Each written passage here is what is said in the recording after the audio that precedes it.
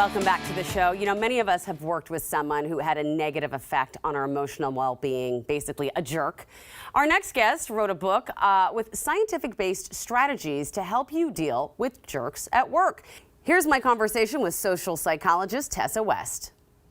Well, Tessa, I mean, the truth of the matter is we all have jerks at work, but I have to know, why did you write this book?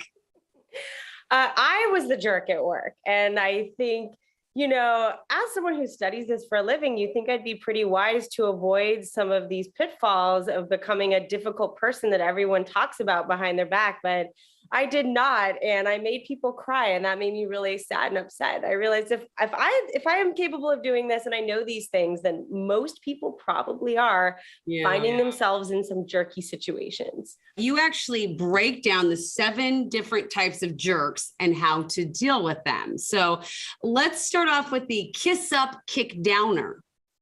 Yeah, so this person makes life miserable for people who work at the same level as them or beneath them. They're mean, they engage in sabotage, but they're really good at their job. And so the boss loves them. And it's infuriating because no one will listen to you when you complain about them because they're so great at their job. Right. When you're saying this, I see a face in my head. I won't say the name, but I see the face. No one on my team currently, by the way. Anyway, the credit stealer. I hate these people. The credit stealer is your friend, it's your boss, it's your confidant, it's the person you go to bounce ideas off of. And behind your back, they steal credit for your hard work. And often it's someone in management who really actually needs to do these things to get ahead, and you don't find out about it until it's way too late in the game.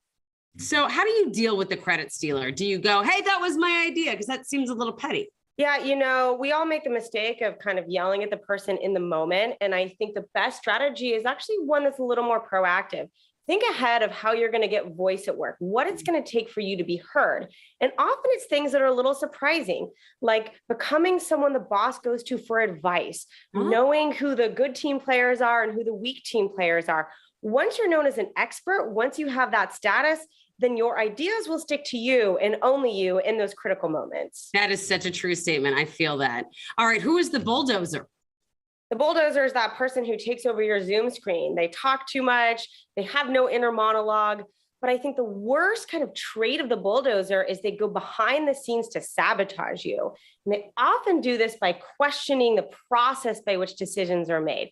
They'll say things to the boss like, no one really had a chance to speak up, or they didn't really know what they were voting on, using these key words that really question things like fairness to get the boss to think, maybe we should redo that one. This person has a point. And you just end up getting nothing done when you have one of these people on your team. Oh, gosh. All right. What about the free rider? We all know this person. They are fun. They're charismatic. We like having them around. They take advantage of team members that are conscientious and well-intentioned, and they do nothing and they get a lot of credit for it. They often spread their work evenly over everybody so that no one person feels the pain. It's kind of our fault we actually let them get away with this. Yeah, been there, seen that.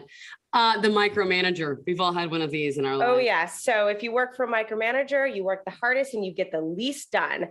Everything is urgent and everything is equally important. It needs to be done right now.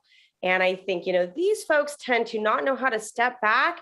They tend to focus on very small goals and never big picture ones. And your career will suffer if you work for them for long enough. And it's not helping the micromanager either, because they don't even know that they're creating this environment half the time. Yeah, they suffer just as much as you do, honestly. Yeah. The neglectful boss.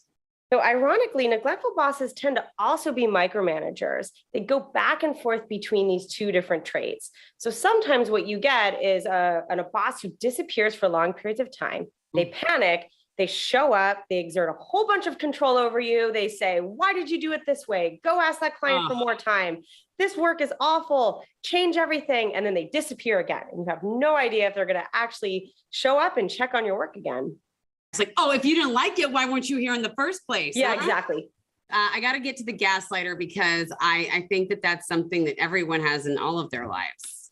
Yeah, gaslighters, they lie with the intent of deceiving on a very big scale, sometimes to cover up their own bad behavior, but more often to actually kind of force people to work for them when no one really likes them, including their own boss. Yeah. And they do this by isolating you socially. So you find that you have no more friends at work. It's not that people think poorly of you or think that you don't belong. It's that they forget about you entirely. So these folks tend to slip through the cracks believing in reality that everybody hates them, that they're barely hanging on by a thread. Gaslighters really cause a lot of psychological damage in the workplace. Yeah, that's unfortunate. All right, well, before I let you go, a lot of us, we get on the job training to do our actual jobs. We don't get on the job training to deal with difficult people, but your book helps with that, right? Yeah, I mean, my goal is just to give you these kind of bite-sized pieces of advice that you don't have to be an expert in. A lot of it is just kind of following some simple rules, putting guidelines in place, and learning how to have conflict in a healthy, effective way that doesn't make people feel threatened and quite angry at you in the whole process. And there you have it. You stick it to those jerks at work.